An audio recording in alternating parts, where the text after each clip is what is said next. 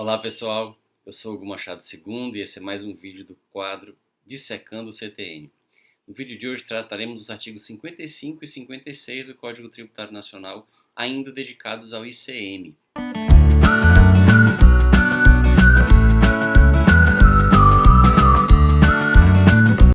Sabemos que esses artigos foram revogados, os artigos 56, 54, os artigos que tratam do ICM no CTN foram revogados.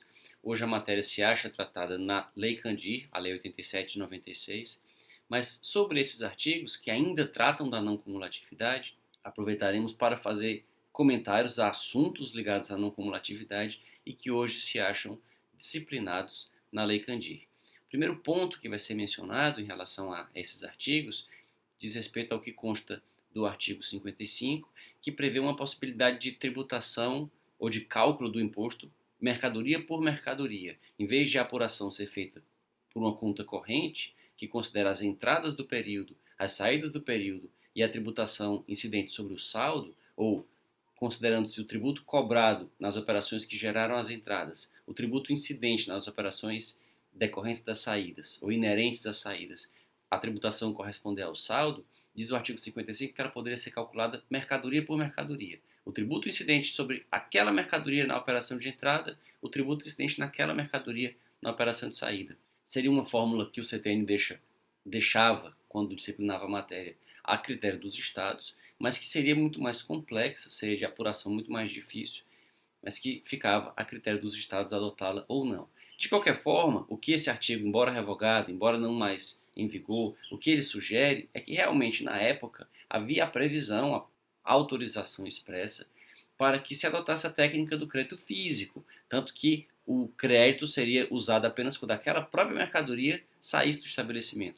Portanto, se ela fosse consumida, se ela fosse usada como se ela integrasse o patrimônio do estabelecimento como ativo permanente, no seu ativo permanente, ela não geraria crédito e aí nós estaríamos com uma previsão explícita no Código de uso da sistemática do crédito físico. Sistemática que, como nós vimos no vídeo anterior, não é compatível com a introdução no âmbito de incidência do ICMS, do ICM, que passou a CS, de materialidades como a energia elétrica, com os serviços de comunicação, transporte interestadual e intermunicipal, que são incompatíveis com essa ideia de crédito físico. Nós não teríamos como, por exemplo, aplicar o artigo 55 do CTN se introduzíssemos no ICM, energia, comunicação e transporte. Nós não teríamos como aplicar esse artigo e continuar dizendo que o imposto é não cumulativo. Em relação a essas hipóteses, ele seria cumulativo. Então esse é um aspecto importante de ser destacado. Outro ponto sobre a não cumulatividade que merece comentário diz respeito à questão dos créditos extemporâneos.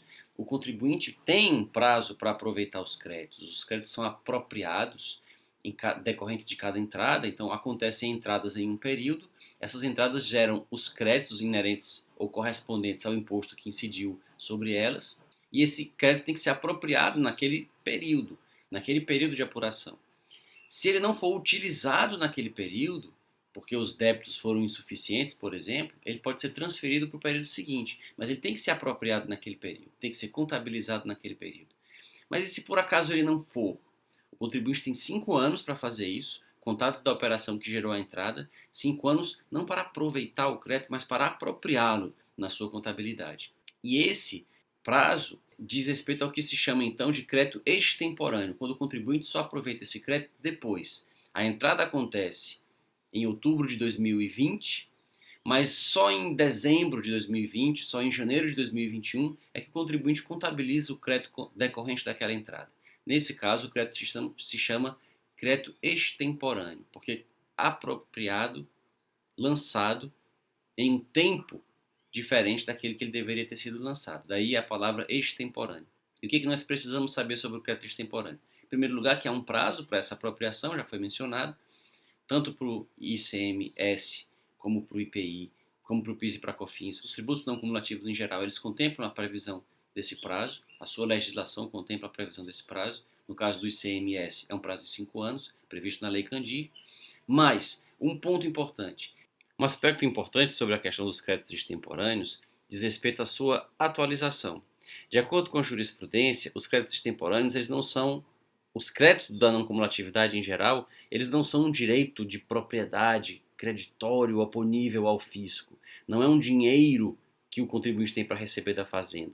E por isso ele abate do débito, como se fosse uma compensação de créditos e débitos patrimoniais. O crédito tem esse nome crédito, mas apenas se trata de uma técnica de apuração. É uma variável na equação que conduz ao resultado que é o valor de tributo devido. Mas não quer dizer que aquele seja um valor que o contribuinte tem o direito de receber em moeda da fazenda. Ele é um crédito escritural contábil e não um crédito patrimonial. E por isso, ele não é objeto de correção, de atualização, quando ele é usado de maneira extemporânea, salvo se a legislação o autorizar expressamente. Por exemplo, no caso do ICMS, se a legislação de cada estado, ou do estado correspondente de que se estiver tratando, se ela prevê essa atualização. Esse é o entendimento da jurisprudência. É um entendimento criticado pela literatura, porque se o crédito não foi usado, foi pago um tributo maior do que o que poderia ter sido pago. Se o crédito for utilizado depois, o contribuinte vai pagar um tributo menor do que o que poderia ter sido pago. Então, o crédito tem efeitos patrimoniais e que, portanto, deveria ser objeto de correção. Embora ele seja uma variável no cálculo do tributo, é uma variável que era para ter sido usada num valor numa data. Se ela é usada muito tempo depois, aquele valor deveria ser atualizado para que a variável reflita o que ela refletia na data que ela deveria ter sido usada. Então não se nega a natureza escritural contábil da variável, mas apenas se nega que isso seja motivo para não atualizá-la. A jurisprudência, inclusive, incorre numa incoerência, porque quando o crédito não é aproveitado na data certa, por culpa do fisco, por um óbice, por exemplo, por uma resistência, por uma objeção, um embaraço colocado pela Fazenda Pública, a Fazenda Pública impede o contribuinte de aproveitar o crédito, o contribuinte judicializa a questão e consegue um reconhecimento judicial de que ele pode usar o crédito. Aí, nesses casos, se permite que ele faça a devida atualização. Isso também é criticado porque isso implica tratar a atualização como pena, como se ela dependesse de quem é o culpado pelo não aproveitamento tempestivo daquele crédito. Se o culpado for o contribuinte, ele não corrige. Se a culpada for a fazenda, o contribuinte corrige. Esse entendimento, portanto, é criticado por essas razões, pela doutrina, pela literatura especializada em direito tributário, mas deve ser registrado aqui que é o entendimento da jurisprudência dos tribunais brasileiros em torno do assunto.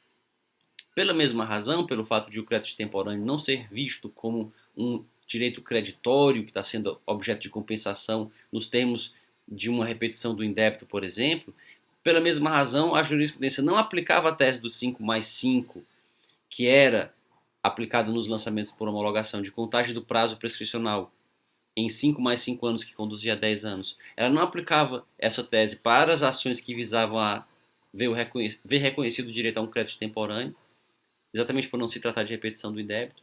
E a jurisprudência também não aplicava o artigo 166 do CTN a essas ações que visam a obter o reconhecimento de créditos extemporâneos, por não se tratar de repetição do indébito. Então, por essas duas razões, os créditos extemporâneos, pelo menos de maneira coerente nesse caso, não são tratados, tanto quando beneficia o fisco quanto como beneficia o contribuinte, eles não são tratados como uma repetição do indébito. E o que se está dizendo aqui vale também, mutatis mutandis, para o IPI, para o Imposto sobre Produtos Industrializados. Se tiver gostado desse vídeo, não se esqueça de curti-lo, de se inscrever no canal para acompanhar os próximos e de deixar na caixa de comentários o que pensa a respeito dessa e de outras questões. Até os próximos vídeos.